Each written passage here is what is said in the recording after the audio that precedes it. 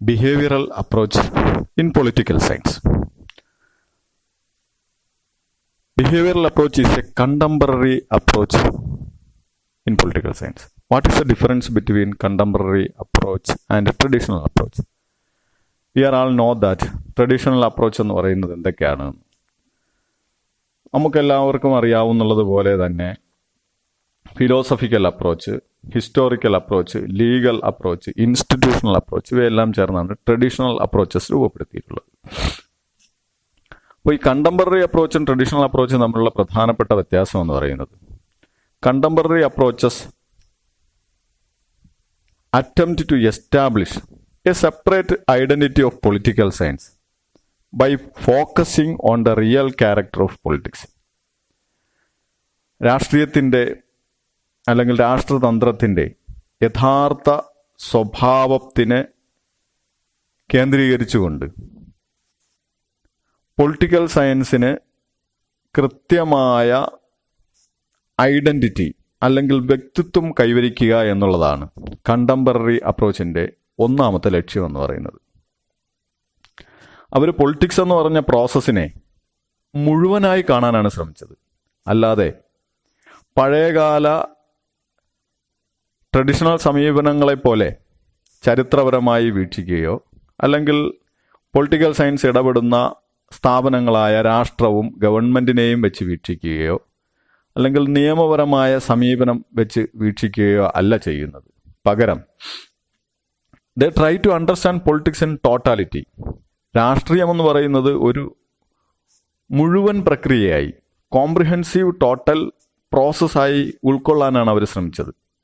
അതുകൊണ്ട് തന്നെ ഇത് transcending its formal aspects and looking for those aspects of social life which influence and are influenced by it's.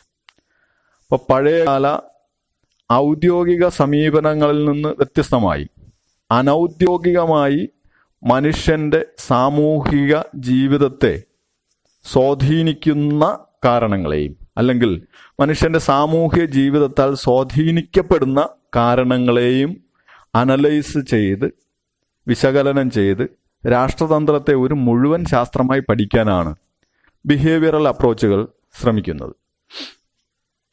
ഈ contemporary approaches എന്ന് പറയുന്നത് ഒന്നും രണ്ടുമല്ല, അനേകം അപ്രോച്ചസ് ഉണ്ട്. കണ്ടംപററി അപ്രോച്ചസ് ആർ ലീജിയൻ, ഒത്തിരി അപ്രോച്ചസ് ഉണ്ട്. പക്ഷേ all of them may not fulfil these condition. അതായത് നേരത്തെ പറഞ്ഞ രണ്ട് കണ്ടീഷനും.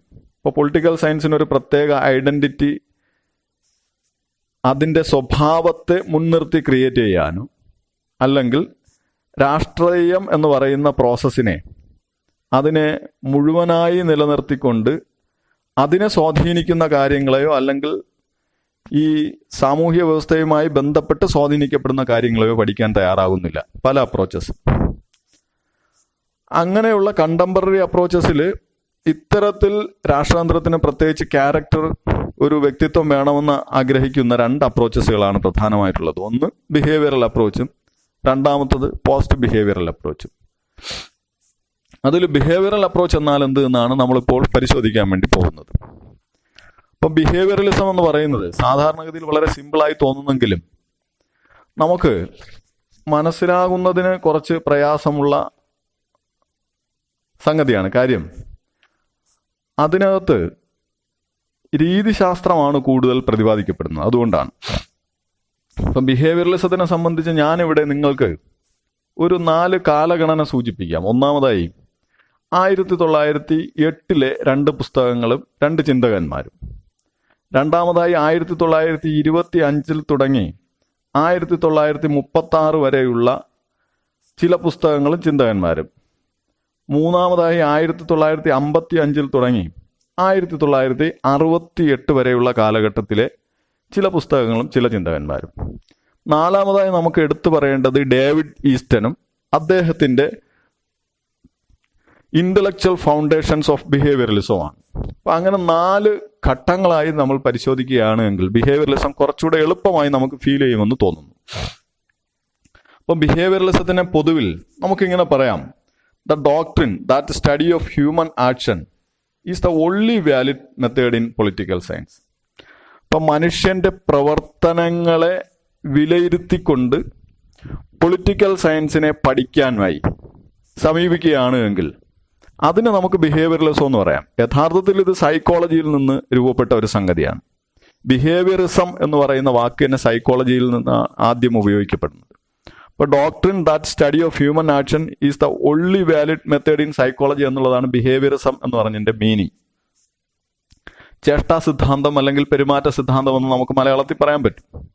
അപ്പൊ ഈ ബിഹേവിയറലിസത്തിന്റെ പൊളിറ്റിക്കൽ സയൻസിലെ കാര്യം നമ്മൾ പരിശോധിക്കുകയാണെങ്കിൽ behavioural approach to this analysis and explanation of political phenomena is particularly associated with the work of American political scientist after the second world war. യഥാർത്ഥത്തിൽ 1945 രണ്ടാം ലോക മഹായുദ്ധത്തിന് ശേഷം അമേരിക്കയിലെ രാഷ്ട്രതന്ത്ര ശാസ്ത്രജ്ഞരോട് ചേർത്താണ് പൊളിറ്റിക്കൽ സയൻസിലെ ബിഹേവിയറൽ അപ്രോച്ചിന്റെ സ്വാധീനത്തിന് നമ്മൾ വിലയിരുത്തപ്പെടുന്നത്. എന്നാൽ but it's origin may be traced back to the works of Graham Wallace and Arthur Brendley. എന്നാൽ അവരുടെ ഈ ബിഹേവിയറലിസത്തിന്റെ ഒറിജിനെ നമുക്ക് നോക്കിക്കഴിഞ്ഞാൽ 1908 ഗ്രഹാം വാലസും ആർതർ ബെൻഡിലിയും രണ്ടുപേരും ഓരോ പുസ്തകം വെച്ച് പ്രസിദ്ധീകരിച്ചിരുന്നു. ഗ്രഹാം വാലസിന്റെ പുസ്തകം ഹ്യൂമൻ നേച്ചർ ആൻഡ് പൊളിറ്റിക്സ് എന്നാണ്. ആർതർ ബെൻഡിലിയുടെ പുസ്തകം ദ പ്രോസസ് ഓഫ് ഗവൺമെന്റ് എന്നാണ്. ഇത് രണ്ടും 1908 പ്രസിദ്ധീകരിച്ചത്.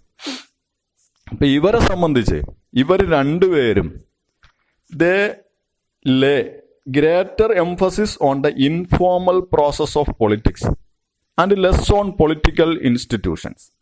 അപ്പൊ അവരെ സംബന്ധിച്ച് രാഷ്ട്രീയത്തിലെ അനൗദ്യോഗിക പ്രക്രിയകൾക്ക് കൂടുതൽ പ്രാധാന്യം കൊടുത്തുകൊണ്ടാണ് കാര്യങ്ങളെ അവർ സമീപിച്ചത്. അതായത് അന്ന് വരെ നമ്മൾ കൈകാര്യം ചെയ്ത രാഷ്ട്രം എന്നാൽ എന്ത്, രാഷ്ട്രത്തിന്റെ ഘടകങ്ങളായ ഗവൺമെന്റ്, നിയമനിർമ്മാണം അല്ലെങ്കിൽ നീതി നിർവഹണം തുടങ്ങിയവയിൽ നിന്ന് വ്യത്യസ്തമായി അനൗദ്യോഗിക രാഷ്ട്രീയ പ്രവർത്തനങ്ങൾക്ക് പ്രാധാന്യം കൊടുത്തുകൊണ്ടാണ് അവർ പൊളിറ്റിക്കൽ സയൻസിനെ പഠിക്കാൻ വേണ്ടി സമീപിച്ചത്, അല്ലെങ്കിൽ അതിനാണ് പ്രാധാന്യം കൊടുക്കേണ്ടതെന്നാണ് അവർ പറഞ്ഞത്. വല്ലാസ് sought to introduce a new realism in political studies in the light of the new findings of contemporary psychology. അപ്പോൾ യഥാർത്ഥത്തിൽ ഒരു യാഥാർത്ഥ്യ ബോധം രാഷ്ട്രീയ പഠനങ്ങളിൽ കൊണ്ടുവരണം എന്നുള്ളതാണ് വല്ലാസിനെ പോലുള്ള ആളുകൾ ഉദ്ദേശിച്ചത്. അപ്പൊ അതുകൊണ്ട് തന്നെ he insisted on exploring facts and evidences for understanding human nature and its manifestations in human behavior. അപ്പോൾ മനുഷ്യന്റെ പ്രകൃതത്തെയും മനുഷ്യപ്രകൃതത്തിന്റെ വിവിധ രൂപങ്ങളും മനുഷ്യപ്രകൃതത്തിന്റെ വിവിധ രൂപങ്ങളും മനുഷ്യന്റെ സ്വഭാവത്തെ എങ്ങനെ സ്വാധീനിക്കുന്നു എന്ന് മനസ്സിലാക്കാൻ കഴിയുന്ന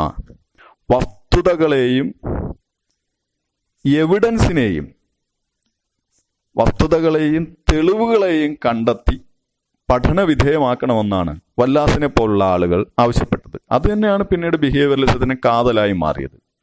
അപ്പൊ അവര് ഇൻസിസ്റ്റ് ചെയ്തത്, they insisted on exploring facts and evidence. അപ്പൊ ഇവിടെ ശ്രദ്ധിക്കണം, ഫാക്ട്സും എവിഡൻസും എന്തിനു വേണ്ടിയിട്ടാണ്? For understanding human nature and its manifestation in human behaviour. അപ്പൊ മനുഷ്യപ്രകൃതവും മനുഷ്യപ്രകൃതത്തിന്റെ വിവിധ ഭാഗങ്ങളും മനുഷ്യന്റെ സ്വഭാവത്തെ എങ്ങനെ സ്വാധീനിക്കുന്നു എന്നുള്ള വസ്തുതകളെയും തെളിവുകളെയും കണ്ടെത്തുകയും അതിന്റെ അടിസ്ഥാനത്തിൽ രാഷ്ട്രീയ പ്രക്രിയയെ വിശദീകരിക്കുകയും വേണമെന്നാണ് വല്ലാസിനെ പോലുള്ള ആളുകൾ ആവശ്യപ്പെട്ടത്. അപ്പൊ അദ്ദേഹം പറയുകയാണ്, political process could be understood only by analysing as to how people actually behaved in a political situation, not merely by speculating on how they should or would behave. അപ്പോൾ ഇവരെല്ലാം പറഞ്ഞത് ഇങ്ങനെയാണ്, പൊളിറ്റിക്കൽ പ്രോസസ്സിനെ നമ്മൾ മനസ്സിലാക്കേണ്ടത് എങ്ങനെയാണ് ആളുകൾ യഥാർത്ഥത്തിൽ ഒരു രാഷ്ട്രീയ അവസ്ഥയിൽ പ്രവർത്തിക്കുന്നത്, അല്ലെങ്കിൽ ഒരു രാഷ്ട്രീയ അവസ്ഥയോട് ജനങ്ങൾ യഥാർത്ഥത്തിൽ എങ്ങനെയാണ് പ്രതികരിക്കുന്നത് എന്നതിനെ നോക്കിയിട്ടാണ് പഠിക്കേണ്ടത്. അല്ലാതെ എങ്ങനെ ആയിരിക്കണം ഒരു രാഷ്ട്രീയ വ്യവസ്ഥ എന്ന് പ്ലേറ്റോയൊക്കെ പറഞ്ഞതുപോലെ എങ്ങനെ ഒരു ആദർശ രാഷ്ട്രം ക്രിയേറ്റ് ചെയ്യാം എന്നുള്ളതിനെ കുറിച്ചല്ല പറയേണ്ടത്. നിലവിൽ എന്താണോ, നിലവിൽ എങ്ങനെയാണോ, എങ്ങനെയാണ് people actually behaved in A political situation എന്നതിനെ അനലൈസ് ചെയ്താണ് രാഷ്ട്രീയ പ്രക്രിയയെ മനസ്സിലാക്കേണ്ടതെന്നാണ് വല്ലാസിനെ പോലുള്ള ആളുകൾ ആവശ്യപ്പെടുന്നത്. ബെന്റ്ലി പറഞ്ഞതും അത്തരത്തിലാണ്. ബെന്റ്ലി ഗ്രൂപ്പ് അപ്രോച്ചിനാണ് കൂടുതൽ പ്രാധാന്യം കൊടുത്തത്. അദ്ദേഹം primarily sought not to describe political activity but to provide for new tools of investigation. അദ്ദേഹം പൊളിറ്റിക്കൽ ആക്ടിവിറ്റി എന്താണെന്ന് വിശദീകരിക്കാനല്ല ശ്രമിച്ചത്. രാഷ്ട്രീയ പ്രവർത്തനത്തെ അന്വേഷിക്കുന്നതിന് വേണ്ടി ഏതൊക്കെ മാർഗങ്ങൾ ഉപയോഗിച്ച് ആ രാഷ്ട്രീയ പ്രവർത്തനം അന്വേഷിച്ച് നമുക്ക് ചിട്ടപ്പെടുത്താം അല്ലെങ്കിൽ തിട്ടപ്പെടുത്താം എന്നുള്ളതിനെ കുറിച്ചാണ് ബെന്റ്ലി ആവശ്യപ്പെട്ടത്. അപ്പൊ അതുകൊണ്ട് തന്നെ അദ്ദേഹം he was so much fascinated by the study of informal groups. അനൗദ്യോഗിക കൂട്ടങ്ങളെ കുറിച്ച് പഠിക്കാനാണ് അദ്ദേഹത്തിന് കൂടുതൽ ഇഷ്ടം തോന്നിയത്, രാഷ്ട്രീയ പ്രവർത്തനങ്ങളെ പഠിക്കാൻ. അതുകൊണ്ട് തന്നെ അദ്ദേഹം ഫോർമൽ പൊളിറ്റിക്കൽ ഇൻസ്റ്റിറ്റ്യൂഷനെ പൂർണ്ണമായും നിരാകരിച്ച ഒരാളാണ്. ഇപ്പൊ രാഷ്ട്രീയ പ്രക്രിയ മനസ്സിലാക്കുന്നതിന് നിയമനിർമ്മാണം, നിയമനിർവഹണം, നീതി നിർവഹണം തുടങ്ങിയ ട്രഡീഷണൽ അപ്രോച്ചസിന്റെ ഭാഗമായി നോക്കിക്കണ്ടതിൽ നിന്ന് വ്യത്യസ്തമായി അദ്ദേഹം പ്രഷർ ഗ്രൂപ്പ്സിന്റെയും പൊളിറ്റിക്കൽ പാർട്ടീസിന്റെയും എലക്ഷൻസിന്റെയും പബ്ലിക് ഒപ്പീനിയനും ഇവർക്കെല്ലാം രാഷ്ട്രീയ പ്രക്രിയയിൽ എത്രത്തോളം പ്രാധാന്യമുണ്ട് എന്ന് പഠിക്കാനാണ് ശ്രമിച്ചത്. അപ്പൊ ഞാൻ നിങ്ങളോട് ആദ്യം പറഞ്ഞതുപോലെ നമുക്ക് ഈ ബിഹേവിയറൽ അപ്രോച്ച് മനസ്സിലാക്കുന്നതിന് 1, 2, 3, 4 ഘട്ടങ്ങളായി തിരിക്കാമെന്ന് പറഞ്ഞു. അപ്പൊ അതിൽ ഒന്നാമത്തെ ഭാഗമാണ് ഞാൻ ഈ പറഞ്ഞത്. 1908 പുറത്തിറക്കിയ ഹ്യൂമൻ നേച്ചർ ഇൻ പൊളിറ്റിക്സ് എന്ന് പറയുന്ന ഗ്രഹാം വാലസിന്റെ പുസ്തകവും ആർതർ ബെന്റ്ലിയുടെ ദി പ്രോസസ് ഓഫ് ഗവൺമെന്റ് എന്ന് പറഞ്ഞ പുസ്തകവും ഈ ആദ്യ ഘട്ടത്തിൽ നമ്മൾ ഉൾപ്പെടുത്തേണ്ടതാണ്. രണ്ടാമത്തെ ഘട്ടത്തിൽ നമ്മൾ പ്രധാനമായും ശ്രദ്ധിക്കേണ്ടത് ചാൾസ് സി മറിയം എന്ന് പറഞ്ഞ ഒരാളുണ്ട്. അപ്പൊ അദ്ദേഹത്തിന്റെ ജീവിത ദൈർഘ്യമുള്ള ഒരു കാലഘട്ടമാണ്. 1874 തുടങ്ങി 1953 വരെയുള്ള ഒരു കാലഘട്ടം. അദ്ദേഹത്തിന് ചിക്കാഗോ സ്കൂളിന്റെ ഫൗണ്ടർ എന്നാണ് അറിയപ്പെടുന്നത്. അപ്പൊ അദ്ദേഹത്തിന്റെ ഒരു പുസ്തകം, പ്രധാനപ്പെട്ട ഒരു പുസ്തകം 1925 പുറത്തിറക്കുകയുണ്ടായി. ന്യൂ ആസ്പെക്ട്സ് ഓഫ് പൊളിറ്റിക്സ് എന്നാണ് ആ പുസ്തകത്തിന്റെ പേര്. അപ്പൊ ഈ പുസ്തകവും ഇദ്ദേഹവുമായി ബന്ധപ്പെട്ട ചില കാര്യങ്ങൾ ഇനി നമുക്ക് പറയാനുണ്ട്. അതിന് മുമ്പ് ഞാൻ 1-2 പുസ്തകങ്ങളും കൂടി നിങ്ങളോട് സൂചിപ്പിക്കാം. ഈ രണ്ടാമത്തെ ഘട്ടത്തിൽ നമ്മൾ ഓർത്തിരിക്കേണ്ട ഒന്ന് ചാൾസ് സി മറിയമിന്റെ ന്യൂ ആസ്പെക്ട്സ് ഓഫ് പൊളിറ്റിക്സ് എന്ന് പറഞ്ഞ പുസ്തകമാണ്. രണ്ടാമത് നമ്മൾ നോക്കേണ്ടത് G.E.G. കാറ്റ്ലിൻ എന്ന് പറഞ്ഞ ഒരാളുണ്ട്. G.E.G. കാറ്റ്ലിൻ അദ്ദേഹത്തിന്റെ science and method of politics എന്ന് പറഞ്ഞൊരു പുസ്തകം 1927 പ്രസിദ്ധീകരിച്ചു. മൂന്നാമതായി നമുക്ക് നോക്കേണ്ടത് ഈ കാലഘട്ടത്തിൽ G.E.G. കാറ്റ്ലിൻ കഴിഞ്ഞിട്ട് പിന്നെ നമ്മൾ നോക്കേണ്ട ഒരാളെന്ന് പറയുന്നത് ഹരോൾഡ് ഡി ലാസ്വെൽ ആണ്. ഹരോൾഡ് ഡി ലാസ്വെലിന്റെ പുസ്തകം 1936 പുറത്തിറക്കിയ politics who gets what when and how. Politics who gets what when and how. അപ്പൊ ഈ 3 പുസ്തകങ്ങളും കൂടെ നമ്മളൊന്ന് പരിശോധിച്ചു കഴിഞ്ഞാൽ ബിഹേവിയറലിസത്തിന്റെ ഒരു രണ്ടാം ഘട്ടം ഒരു പരിധിവരെ നമുക്ക് മനസ്സിലാവും. അപ്പൊ ചാൾസ് സി മറിയത്തിനെ അറിയപ്പെടുന്നത് ചിക്കാഗോ സ്കൂളിന്റെ സ്ഥാപകനായിട്ടാണ്. അപ്പോൾ ഈ ചിക്കാഗോ സ്കൂൾ എന്ന് പറയുന്നത് which made substantial contribution to the behavioural movement. അപ്പൊ അതിനു മുമ്പ് അദ്ദേഹം, ഞാൻ ഈ പറഞ്ഞ ഒരു പുസ്തകം ഉണ്ടല്ലോ, ന്യൂ ആസ്പെക്ട്സ് ഓഫ് പൊളിറ്റിക്സ് എന്ന് പറഞ്ഞ 1925 പബ്ലിഷ് ചെയ്ത ഒരു പുസ്തകത്തിന് മുമ്പ് തന്നെ ഒരു ആർട്ടിക്കിൾ പ്രസിദ്ധീകരിച്ചിരുന്നു. അത് 1921 അത് the present state of the study of politics എന്നാണ് ആ ആർട്ടിക്കിളിന്റെ പേര്. ഇതെല്ലാം നെറ്റ് പരീക്ഷകൾക്കൊക്കെ ചോദിക്കാറുള്ളതാണ് പൊതുവിൽ. അത് അമേരിക്കൻ പൊളിറ്റിക്കൽ സയൻസ് റിവ്യൂ ജേണലിലാണ് പ്രസിദ്ധീകരിച്ചത്. അപ്പോൾ അതിനകത്ത് അല്ലെങ്കിൽ വേണ്ട ഈ 2 കാര്യങ്ങളിലും ഏതൊക്കെയാണ് the present state of the study of പൊളിറ്റിക്സും അദ്ദേഹം പുറത്തിറക്കിയ പുസ്തകം ന്യൂ ആസ്പെക്ട്സ് ഓഫ് പൊളിറ്റിക്സും, ഇതിലെല്ലാം Merriam criticised contemporary political science for its lack of scientific vigour. യഥാർത്ഥത്തിൽ പൊളിറ്റിക്കൽ സയൻസിന് ഒരു ശാസ്ത്രീയത ഇല്ല എന്നുള്ള വിമർശനമാണ് പ്രധാനമായും അദ്ദേഹം അതിനകത്ത് ഉയർത്തിയത്. അപ്പൊ അദ്ദേഹം പറയുകയാണ്, he argued that students of politics should make full use of recent advances in social sciences in order to develop Inter disciplinary and scientific character of political science. അന്ന് സാമൂഹ്യ ശാസ്ത്രത്തിൽ നിലവിലുണ്ടായിരുന്ന എല്ലാ പുരോഗതികളും ഉപയോഗിച്ചുകൊണ്ട്, പൊളിറ്റിക്കൽ സയൻസിലുള്ളതല്ല, സമൂഹശാസ്ത്രത്തിൽ പൊതുവിൽ നിലവിലുള്ള എല്ലാ പുരോഗതികളെയും ഉപയോഗിച്ചുകൊണ്ട് പൊളിറ്റിക്കൽ സയൻസിന് ഒരു ശാസ്ത്രീയ രൂപവും അതുപോലെ തന്നെ ഇന്റർ ഡിസിപ്ലിനറി അപ്രോച്ചും കൈവരുത്തേണ്ടതുണ്ട് എന്ന് അദ്ദേഹം വാദിച്ചു. ഇന്റർ ഡിസിപ്ലിനറി അപ്രോച്ച് എന്ന് പറഞ്ഞാൽ രണ്ട് പഠന മേഖലകളെ ചേർന്ന് ഒരു പഠനശാഖയാക്കി മാറ്റുന്നതിനെയാണ്. അല്ലെങ്കിൽ വിവിധ പഠന മേഖലകളിൽ നിന്ന് കാര്യങ്ങളെ എടുത്ത് പഠിച്ച് ശാസ്ത്രീയമായ ഒരു രൂപം ഉണ്ടാക്കിയെടുക്കലാണ് ഇന്റർ ഡിസിപ്ലിനറി അപ്രോച്ച് എന്ന് പറയുന്നത്. അപ്പൊ അങ്ങനെ ഇന്റർ ഡിസിപ്ലിനറി അപ്രോച്ച് പൊളിറ്റിക്കൽ സയൻസിന് വരേണ്ടതുണ്ട് എന്നാണ് അദ്ദേഹം പറഞ്ഞത്. അത് എന്തിനു വേണ്ടിയിട്ടാണ് അങ്ങനെ പറഞ്ഞത്? അദ്ദേഹം പറഞ്ഞത്, he called for renewed scientific endeavor and emphasized the need for a policy science. അപ്പോൾ പൊളിറ്റിക്കൽ സയൻസിനെ ഒരു പോളിസി സയൻസ് ആക്കി പരിവർത്തനം ചെയ്യുക എന്നുള്ളതാണ് അദ്ദേഹത്തിന്റെ ആഗ്രഹം. അപ്പൊ നയരൂപീകരണത്തിന് അടിസ്ഥാനമാകുന്ന തരത്തിൽ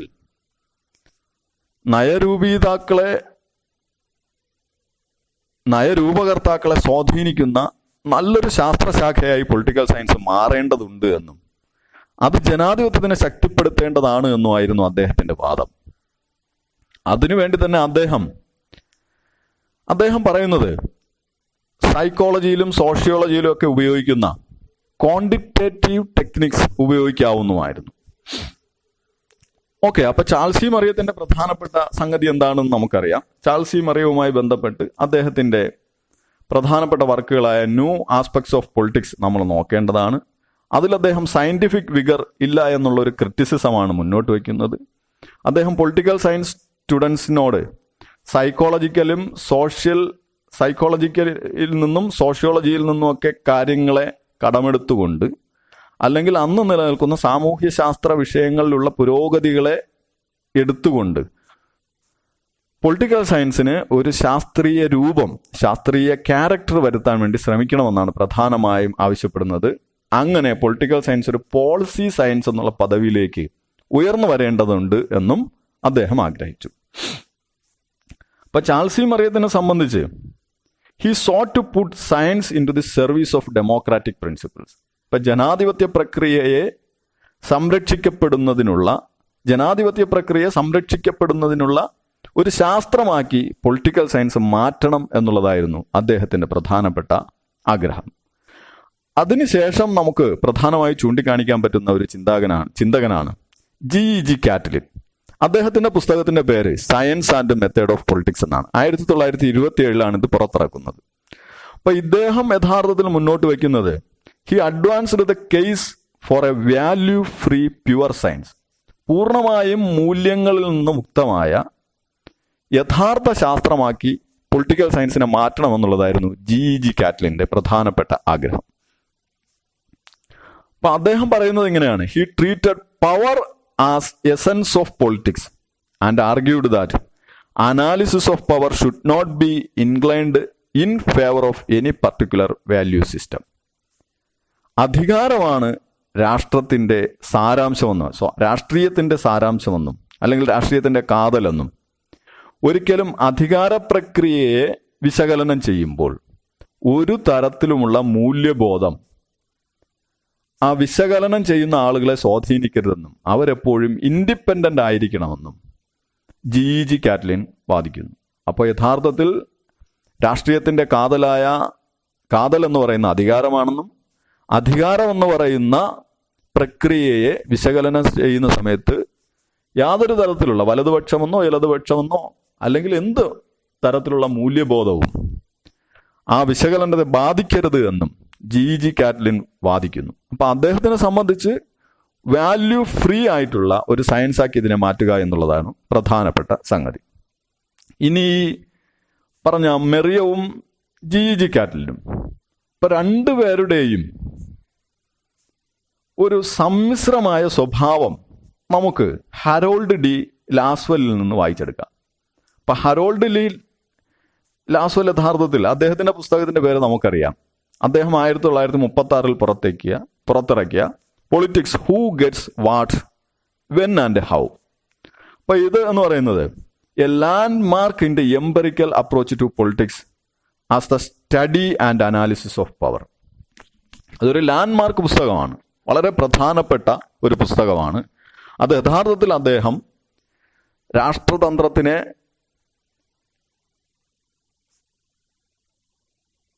പവറിന്റെ അടിസ്ഥാനത്തിൽ അനലൈസ് ചെയ്യുന്ന ഒരു പുസ്തകമാണ്. ഓക്കെ, അപ്പൊ ഇങ്ങനെയുള്ള രണ്ടാമത്തെ ഘട്ടം അങ്ങനെ നമുക്ക് പൂർത്തീകരിക്കാം.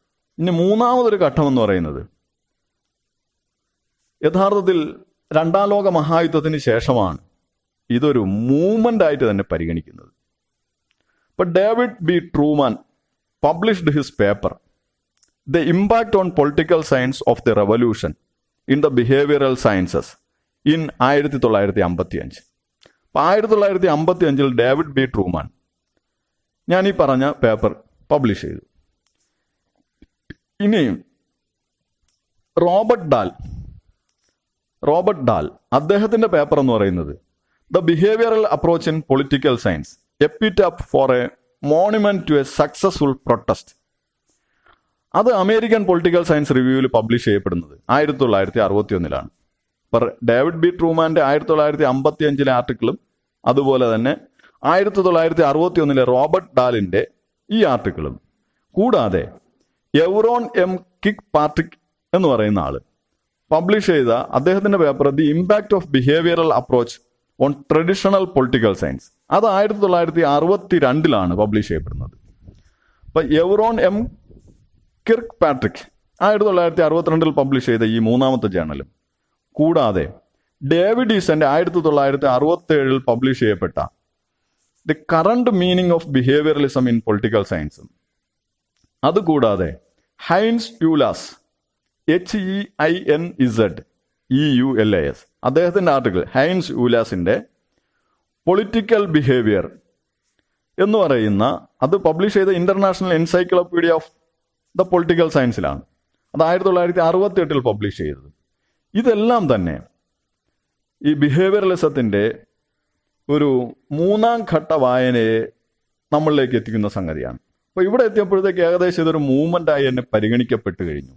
അപ്പൊ ഇവരുടെ എല്ലാം വാദം എന്ന് പറയുന്നത് behaviouralism stood for a shift of focus in the study of politics from the formalism and normative orientation of the legalistic and philosophic schools to political behaviour.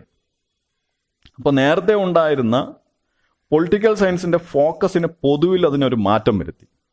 നേരത്തെ പൊളിറ്റിക്കൽ സയൻസ് പഠിച്ചിരുന്നത് എങ്ങനെയാണ്? ആദ്യ കാലഘട്ടത്തിൽ ട്രഡീഷണൽ രീതിയിലാണ് എങ്കിൽ അത് ഫോർമലായിട്ടുള്ള സ്ട്രക്ചറുകളെ, രാഷ്ട്രം എന്നാലെന്ത്, രാഷ്ട്രത്തിന്റെ ഘടകങ്ങൾ എന്നാലെന്ത് എന്ന് തുടങ്ങിയ ഫോർമൽ സ്ട്രക്ചറുകളെ കുറിച്ച് നോംസിന് പ്രാധാന്യം കൊടുത്തുകൊണ്ട് നോർമേറ്റീവ് ഓറിയന്റേഷനോടുകൂടി അതൊരു ലീഗലിസ്റ്റിക് ഫിലോസഫിക് സ്കൂൾ ലൈനിലായിരുന്നു കാര്യങ്ങൾ നോക്കിക്കണ്ടത് എങ്കിൽ ഈ modern school of political philosophy, അതായത് കണ്ടംപററി അപ്രോച്ചായ ബിഹേവിയറൽ അപ്രോച്ച്, പൊളിറ്റിക്കൽ ബിഹേവിയറിന് പ്രാധാന്യം കൊടുത്തു. രാഷ്ട്രീയ സ്വഭാവത്തിന് പ്രാധാന്യം കൊടുത്തുകൊണ്ട് പൊളിറ്റിക്കൽ സയൻസിനെ പഠിക്കാൻ തുടങ്ങി. എന്ന് പറഞ്ഞാൽ that is the behaviour of actual actors in the political field such as power holders, power seekers as well as voters. Vote ചെയ്യുന്ന ആളുകളുടെയും അധികാരം കൊതിക്കുന്ന ആളുകളുടെയും അധികാരം കൈവശം വെച്ചിരിക്കുന്ന ആളുകളുടെയും ഈ ആളുകൾ രാഷ്ട്രീയ പ്രക്രിയയിൽ എങ്ങനെ ഇടപെടുന്നു എന്ന് കൃത്യമായി മനസ്സിലാക്കുക എന്നതിലേക്ക് രാഷ്ട്രീയ പ്രവർത്തനം മാറ്റണമെന്ന് ഈ കാലഘട്ടത്തിലേക്ക് മാറി. അപ്പൊ മൂന്നാമത്തെ കാലഘട്ടത്തിൽ നമ്മൾ ആരെയൊക്കെയാണ് പരിഗണിക്കേണ്ടത്? ആരുടെയൊക്കെ പേരുകളാണ് ഓർത്തിരിക്കേണ്ടത്? ഒന്ന് ഡേവിഡ് ബി ട്രൂമാൻ, രണ്ടാമത്തത് റോബർട്ട് ഡാൽ, മൂന്നാമത്തത് എവറോൺ എം കിർക്ക് പാട്രിക്, നാലാമതായി ഡേവിഡ് ഈസ്റ്റൺ, അഞ്ചാമതായി ഹൈൻസ് യൂല. അപ്പൊ ഇങ്ങനെയുള്ള 5 പേരെയും നമ്മൾ ഈ സമയത്ത്, ഇനിയും ഒത്തിരി ആളുകളുണ്ട്, എന്നാലും പ്രധാനമായും ഈ സമയത്ത് ഓർത്തിരിക്കേണ്ടത് ഇവരെയൊക്കെയാണ്. അപ്പൊ ഇവരെല്ലാം പഴയകാല നോർമാറ്റീവ് ഫോർമൽ അപ്രോച്ചിൽ നിന്ന് വ്യത്യസ്തമായി ഈ നോർമാറ്റീവ് ഫോർമൽ അപ്രോച്ച് മുന്നോട്ട് വെച്ചിരുന്നത് ലീഗലിസ്റ്റിക് ആൻഡ് ഫിലോസഫിക് സ്കൂളുകളാണ്. അതിൽ നിന്ന് വ്യത്യസ്തമായി വോട്ടേഴ്സിന്റെയും പവർ സീക്കേഴ്സിന്റെയും പവർ ഹോൾഡേഴ്സിന്റെയും സ്വഭാവത്തിന് പ്രാധാന്യം നൽകിക്കൊണ്ട് പൊളിറ്റിക്കൽ സയൻസിനെ പഠിക്കണമെന്ന് ആശയം മുന്നോട്ട് വെച്ചവരാണ്. അതുകൊണ്ട് തന്നെ Political scientists who undertook the study of political behavior sought to account for the psychological and sociological influences on behavior of the individual in a political situation. ഒരു രാഷ്ട്രീയ സാഹചര്യത്തിൽ ഒരു വ്യക്തിക്ക് മേൽ മാനസികമായും സാമൂഹികമായും എന്തൊക്കെ സ്വാധീനങ്ങളാണ് ചെലുത്തപ്പെടുന്നത് എന്ന് പഠിക്കണമെന്ന്. അപ്പം മാനസികവും സാമൂഹികവുമായ സ്വാധീനങ്ങളെ മനസ്സിലാക്കി പൊളിറ്റിക്കൽ സിറ്റുവേഷനെ അനലൈസ് ചെയ്യേണ്ടതാണ് എന്നാണ് ഈ സയന്റിസ്റ്റുകൾ ആവശ്യപ്പെട്ടത്. അല്ലെങ്കിൽ അവർ അതിനു വേണ്ടിയിട്ടുള്ള പഠനങ്ങളാണ് നടത്തിയത്. This involve the study of political process and factors such as political socialisation, political ideologies, political culture, political participation, political communication, leadership, decision making and even political violence. ഇപ്പൊ സാമൂഹികവും മാനസികവുമായ എന്തൊക്കെ കാരണങ്ങളാണ് ഒരു രാഷ്ട്രീയ വ്യവസ്ഥയിൽ വ്യക്തിയെ സ്വാധീനിക്കുന്നത് എന്ന് പഠിക്കുമ്പോൾ നമ്മൾ ഈ പറഞ്ഞ കാര്യങ്ങളെല്ലാം വരുന്നു. ഏതൊക്കെയാണ് വരുന്നത്? ഈവൻ രാഷ്ട്രീയ അക്രമങ്ങളും ഡിസിഷൻ മേക്കിംഗ്, നയരൂപീകരണ തീരുമാനങ്ങളും, നേതൃത്വവും, പൊളിറ്റിക്കൽ കമ്മ്യൂണിക്കേഷൻ, പൊളിറ്റിക്കൽ പാർട്ടിസിപ്പേഷൻ, ജനങ്ങളുടെ രാഷ്ട്രീയ പ്രക്രിയയിലുള്ള ഇടപെടലുകളും, രാഷ്ട്രീയ സംസ്കാരവും പൊളിറ്റിക്കൽ കൾച്ചറും, പൊളിറ്റിക്കൽ ഐഡിയോളജീസും, രാഷ്ട്രീയ സാമൂഹ്യവൽക്കരണവും എല്ലാം തന്നെ പൊളിറ്റിക്കൽ സയൻസിന്റെ പഠന മേഖലയിൽ വളരെ പ്രധാനപ്പെട്ട ഒന്നായി തീർന്നു. അല്ലെങ്കിൽ ഇതിനൊക്കെയാണ് പ്രാധാന്യം കൊടുക്കേണ്ടതെന്ന് ഇവർ പറഞ്ഞു. അപ്പോൾ അവിടെ പഴയകാല ഫോർമൽ നോർമേറ്റീവ് സ്ട്രക്ചറുകളെല്ലാം തന്നെ അതിനെ പൂർണ്ണമായും ഒഴിവാക്കപ്പെട്ടില്ല. അവയെ അവഗണിച്ചുകൊണ്ട് പുതിയതായി മനുഷ്യന്റെ സ്വഭാവം എങ്ങനെ ഒരു രാഷ്ട്രീയ സാഹചര്യത്തെ സ്വാധീനിക്കുന്നു, അല്ലെങ്കിൽ രാഷ്ട്രീയ സാഹചര്യങ്ങൾ മനുഷ്യന്റെ സ്വഭാവത്തെ എങ്ങനെ സ്വാധീനിക്കുന്നു എന്നെല്ലാമുള്ള വിലയിരുത്തലുകളിലൂടെ രാഷ്ട്രീയ പ്രക്രിയയെ കൃത്യമായി അപഗ്രഥിക്കുന്ന ഒരു വാല്യൂ ഫ്രീ സയൻസാക്കി പൊളിറ്റിക്കൽ സയൻസിനെ മാറ്റാൻ ഈ ബിഹേവിയറലിസ്റ്റുകൾക്ക് സാധിച്ചു എന്നുള്ളതാണ് സത്യം. അപ്പം മൂന്നാമത്തെ ഘട്ടം നമുക്കിങ്ങനെ പറഞ്ഞു. ഞാൻ ആദ്യം പറഞ്ഞ 1908 ഗ്രഹാം വാലസും ആർതർ ബെന്റിലിയും, രണ്ടാമത്തെ കാലഘട്ടത്തിൽ ചാൾസ് സി മെറിയം, ജി കാറ്റ്ലിൻ, പിന്നെ ഹരോൾഡ് ഡി ഡാസ്വെൽ, മൂന്നാമത്തെ കാലഘട്ടത്തിൽ പറഞ്ഞത് David B Truman, Robert dal, പിന്നെ എവ്രോൺ എം കിർക്ക് പാട്രിക്, ഡേവിഡ് ഈസ്റ്റൺ, ഹെയ്ൻസ് യൂല തുടങ്ങിയ ആളുകളും, അങ്ങനെ 3 ഘട്ടത്തിലുള്ള ആളുകളെയും പറഞ്ഞു. പക്ഷേ ഈ മൂന്നാമത്തെ ഘട്ടത്തിലെ ഡേവിഡ് ഈസ്റ്റനെ നമുക്ക് കുറച്ചുകൂടെ പ്രാധാന്യത്തോടുകൂടി പരിഗണിക്കേണ്ടി വരും. കാരണം അദ്ദേഹത്തിന്റെ ഇന്റലക്ച്വൽ ഫൗണ്ടേഷൻസ് ഓഫ് ബിഹേവിയറലിസം, അതിനകത്ത് 8 കാര്യങ്ങളുണ്ട് എന്നാണ് പറയുന്നത്. It consist of 8 major ടെനൻസ്. അത് ഏതൊക്കെയാണ് എന്നും കൂടെ നോക്കി നമുക്ക് അവസാനിപ്പിക്കാം. ഒന്നാമതായി, പൊളിറ്റിക്കൽ സയൻസിനെ ഒരു സയൻസ് ആക്കി മാറ്റുന്നതിന് ഇത്രയും ടെനൻസ് വേണമെന്നാണ് അദ്ദേഹം ആവശ്യപ്പെടുന്നത്. 1 regularities, 2 verification, 3 techniques, 4 quantification, 5 values. Values എന്ന് പറഞ്ഞാൽ വാല്യൂ ഫ്രീ അപ്രോച്ച് എന്നാണ് അർത്ഥം.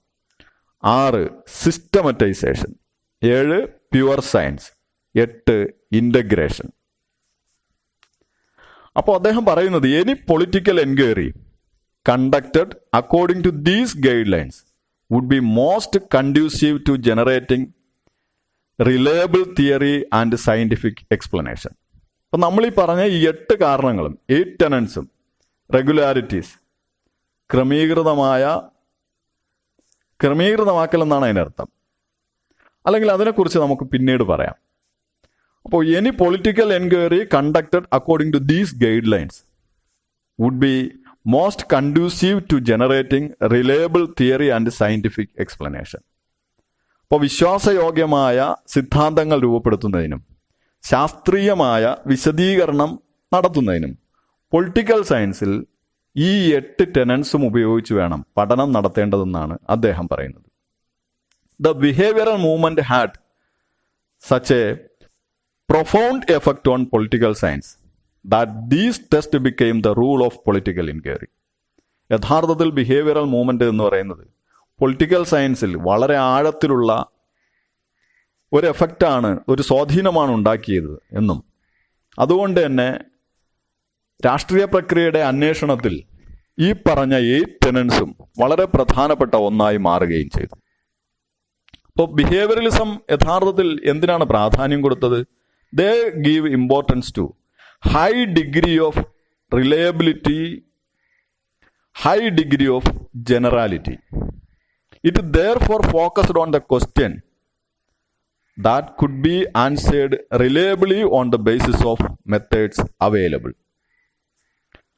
അപ്പോ വിശ്വാസ്യതയ്ക്കും സാമാന്യവൽക്കരണത്തിനും ആണ് ബിഹേവിയറലിസം യഥാർത്ഥത്തിൽ പ്രാധാന്യം കൊടുത്തത്. അതുകൊണ്ട് തന്നെ അന്ന് നിലനിന്നിരുന്ന ഏറ്റവും നല്ല മെത്തേഡ്സ് ഉപയോഗിച്ച്, ഏറ്റവും നല്ല രീതികൾ ഉപയോഗിച്ച് പൊളിറ്റിക്കൽ സയൻസിനെ ഒരു സയൻസ് ആക്കി മാറ്റുക എന്നുള്ളതായിരുന്നു ഇവരുടെ ലക്ഷ്യം. അപ്പൊ ഇവർ യഥാർത്ഥത്തിൽ പൊളിറ്റിക്കൽ സയൻസിനേക്കാൾ കൂടുതൽ പ്രാധാന്യം നൽകിയത് ഒരുപക്ഷെ എങ്ങനെ നമ്മൾ പഠിക്കുന്നു എന്നുള്ളതിനായിരുന്നു. In short, behavioralism focused on micro-level situations rather than attempting macro-level generalization. വിശാലാർത്ഥത്തിൽ പൊളിറ്റിക്കൽ സയൻസിനെ സാമാന്യവൽക്കരിച്ച് പഠിക്കുന്നതിന് അപ്പുറത്തേക്ക് പൊളിറ്റിക്കൽ സയൻസിനെ സൂക്ഷ്മ മാത്രകളെ സംബന്ധിച്ച് അല്ലെങ്കിൽ വളരെ ചെറിയ കാര്യങ്ങളെ പോലും അനലൈസ് ചെയ്ത് ജനറലൈസ് ചെയ്യാനാണ് ബിഹേവിയറലിസ്റ്റുകൾ ശ്രമിച്ചത്.